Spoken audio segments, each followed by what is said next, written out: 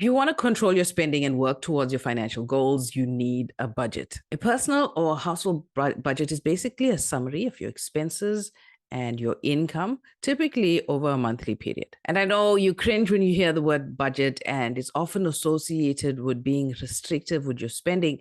But the reality is, by using a budget, it doesn't have to be restrictive in order to be effective. A budget will show you how much money is coming in and also how much is going out, and specifically where it's going out. Are you spending too much on entertainment, too much on eating out, and not enough in your savings, your investments for retirement? A budget is a tool that's going to help show you that. Hi, my name is Yolanda. I'm a wealth advisor, and I'm going to take a few moments to effectively show you how to use a budget. So, a written monthly budget is a basic financial planning tool. It allows you to understand how much you're spending and how much you're saving every month. And one of the very important features of a budget is allowing you to track your spending. And I know many of you really dread this part if you're effectively using a budget because it's so time consuming. But this is a foundational way of keeping your financial house in order. And that's because a budget relies on balance. If you can track where you're spending less in one area, it will allow you to spend a little bit more in another area. If you're able to track where your wasteful expenditure is happening, you can effectively take corrective action to try and fix those bad spending habits. Here's an example of some of the budgeting techniques that you can use. And the first one we're going to talk about is the zero-based budgeting system. And you'll find politicians talking about this a lot because they want to try to adopt this. Essentially, all the zero-based budgeting is income minus expenses must equal to zero. So what's coming in must be spent effectively spent in order to meet the goals of your household, or if it's a personal budget for yourself. This is a great method for people that have a fixed income every month. So after calculating your monthly income, you're able to then decide how you want that money spent. So much on housing, so much on fuel, so much on travel expenses, so much on food. And however that spending plan works, if you're left with a balance at the end, that means you have some funds that you can put away, allocated towards emergency savings, or a sinking fund, or even retirement. There's less room for error with zero budgeting because every cent, every rand is accounted for. And it will allow you to quickly identify those surplus funds in your account, if you're lucky enough to have them, and put those funds to use for your wealth building. The Pay Yourself First budgeting tool is another very, very simple budgeting system to use. The main focus of this type of budget is saving and debt repayment. So if those are financial priorities for you, this is certainly a budgeting method that you could explore. Essentially, the first thing you do here is set aside a portion of your income for debt repayment and saving and investments, and live off the rest. So obviously, if you have really high debt, this might be a tough one to maneuver. But if you want to pay off debt while still saving and investing, this is certainly a tool that you should consider. For example, maybe you want to focus on paying off your high interest debt while you want to slowly build up emergency fund. And once you have that emergency fund in place, you want to go into more advanced investments. But ideally, you want to get rid of that high interest debt first. Here, it's important for you to prioritize your expenses. So here, you don't have to be really nitty-gritty on how the balance of your money is spent because you've prioritized saving, investing, and debt payments first. But that still doesn't mean that you have to go wayward with your spending. If you struggle to save each month, this is a great budget for you to use because you save or you pay your debt, or a combination of both. You do that first and then you live off the balance. It's very similar to the zero-based budget. One major difference here, though, is that you do everything in cash, because if you are prone to spending on the plastic, the credit cards, high risk that you will overspend on your monthly budget. And that's basically how the next budgeting system was developed, called the envelope budgeting system. Here, basically, you have the various categories that you're spending on, all labeled in different kinds of envelopes, like, for example, your rent, your bond, or out. Here, the envelope system basically means you're handling everything cash. You have all of these budgets in this envelope, and once that envelope is empty, that's it. You wait for the next income cycle. Essentially, your big spending items, your big ticket items like the rent and the bond, can be done via EFT or debit order. But the other stuff, especially if you're spending a lot on eating out, buying lunch at work, you do all of that cash. So when you go and buy your groceries, you pull out your grocery envelope and you spend what's there.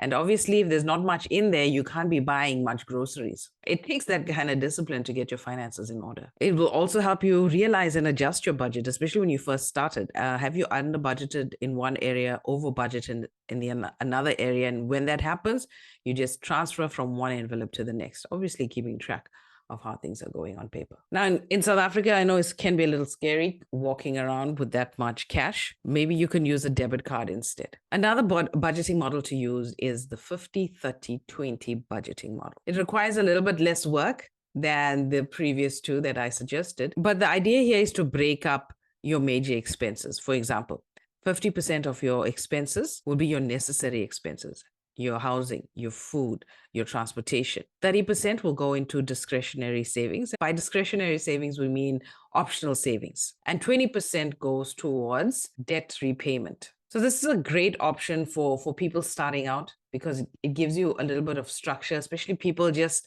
starting their working careers, started getting income. This is a nice starting point where you can start structuring your money outflows in this way. And as you progress in your career, as you get more income, you can start maneuvering to other more advanced budgeting methods. A key thing with all of the budgeting systems is that you got to know the difference between your needs and your wants. And obviously, you want to spend less on your wants and more on your needs. And if you're able to do that effectively using any budgeting system and use that surplus for investing, you're on your way to building long-term wealth. So your way forward from here, firstly, you got to pick a budgeting solution that suits you best. Find a method of tracking, whether you want to use an app, a spreadsheet online, or even pen and paper is always a good bet as well. So however you want to track, get yourself a book, a pen, or download yourself a useful app, and you can track that way. You got to pre-plan this in advance. So if you are planning for May, you're going to sit at the end of April and plan out that budget. Weekly tracking is also important, especially when you're first getting started, because you want to monitor your behavior. If you've overspent somewhere, you'll catch it at the end of the week. So there's great value in monitoring how your spending is going, using your budget and doing those comparisons in order to try and do some corrective action in terms of your spending if you need it. As you get more familiar with this process over time, you can extend that tracking period, maybe from once a week to twice a month. So after you set up your budget, you need to monitor.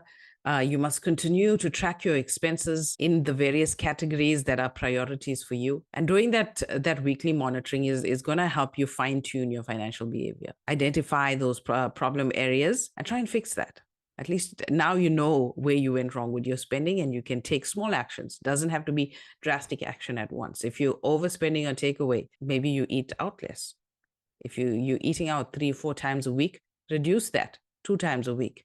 And once you get in that habit, for the next month, try 1 time a week. And that difference, put that away towards savings, towards investments, and you slowly start to see those funds compound over time. But although budgeting is a great tool, there's a lot of information that's going in there, a lot of data that you're putting together, and you'll see over a period of time, over 6 months, over a year, there's an enormous amount of data.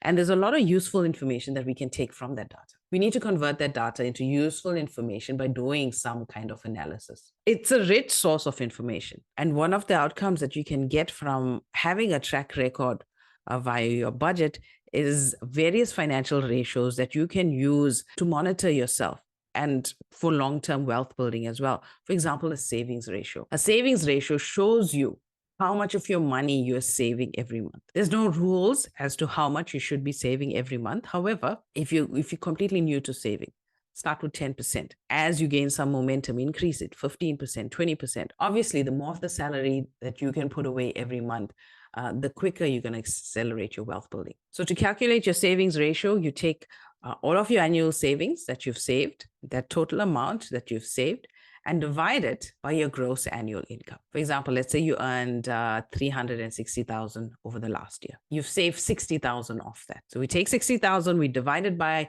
360, and then we get a little decimal, 0.166. We multiply that by 100, and that'll give us a percentage.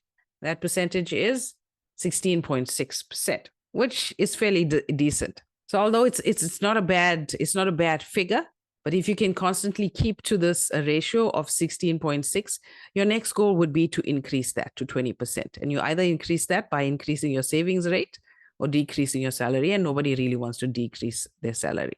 So you got to be more aggressive with putting money away towards savings. And you can do the same thing every month, where you take your the amount saved and divide it by your monthly income times 100, and then you will have your savings ratio for the month. Another important piece of information that you can get from your long-term budgeting is a debt to income ratio.